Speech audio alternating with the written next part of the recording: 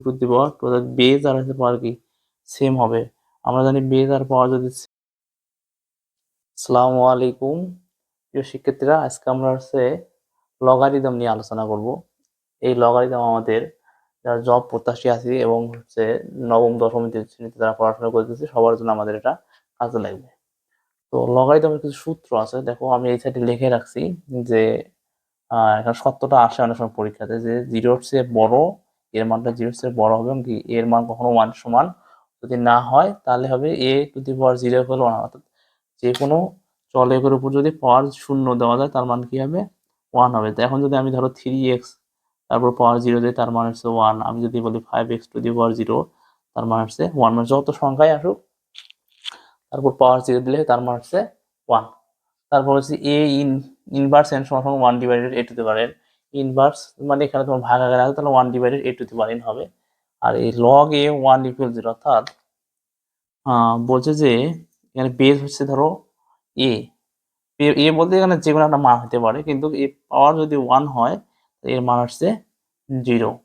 আর তারপর বলছে কি log A to the power a, log A to the power a equal power আর হচ্ছে কি বেস, বেস আর পাওয়ার যদি সেম হয় তার মান হচ্ছে ওয়ান। যেমন আমি বলি log two the power two তার মান হচ্ছে ওয়ান, আমি যদি বলি log three to the power three তার মান হচ্ছে ওয়ান। হ্যাঁ, তারপর এখানে বলছে লগ যদি আমরা জানি লগের ক্ষেত্রে লগের ক্ষেত্রে হচ্ছে যদি যোগ আকারে থাকে তাহলে কি হয় গুণ করতে হয়, আর গুণ আকারে থাকলে যোগ করতে হয়।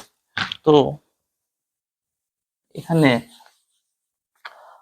আমাদের ধরো log A to the M N আছে, এখানে গুণ আকারে আছে, তাহলে কিভাবে লিখতে হবে গুণ আকার যেহেতু তাহলে আমরা যোগ আকারে লিখতে পারবো লগ এ এন।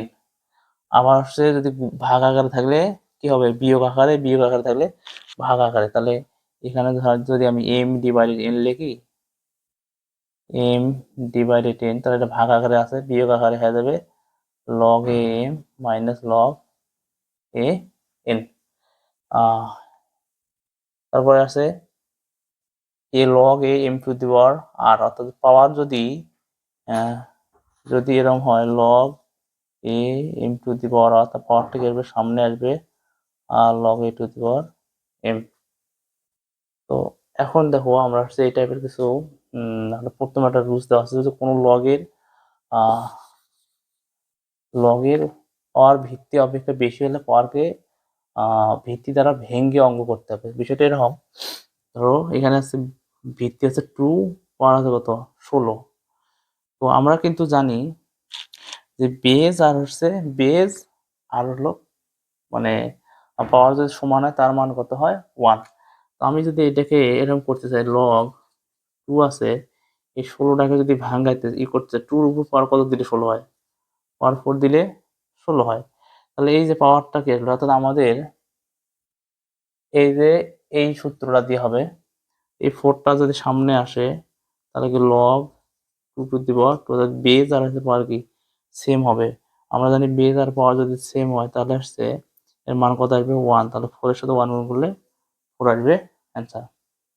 সেম ভাবে এখানে দেখো কি বলছি যে বেজ আর পাওয়ার যদি সেম করতে চাও তাহলে এখানে আমরা 10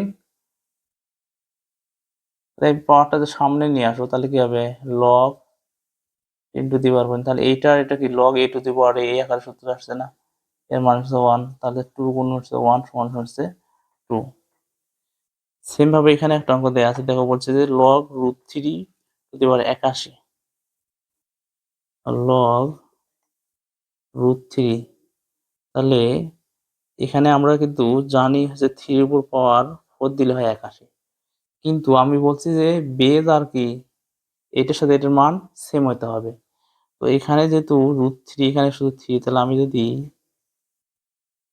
থ্রিটাকে রুট থ্রি করতে চাই তাহলে আমাকে একটা কি করতে হবে স্কোয়ার বেশি নিতে হবে, স্কোয়ার রুট কাটা গেলে পূর্বের অবস্থায় আসবে তাই না, তাহলে টু গুণুন 4, তাহলে হচ্ছে লগ রুট থ্রি পাওয়ার কত 8, পাওয়ারটা যদি সামনে আসে 8 log root three log root three তার মান হচ্ছে 1, তাহলে 8 গুণন 1 সমান সমান হচ্ছে 8।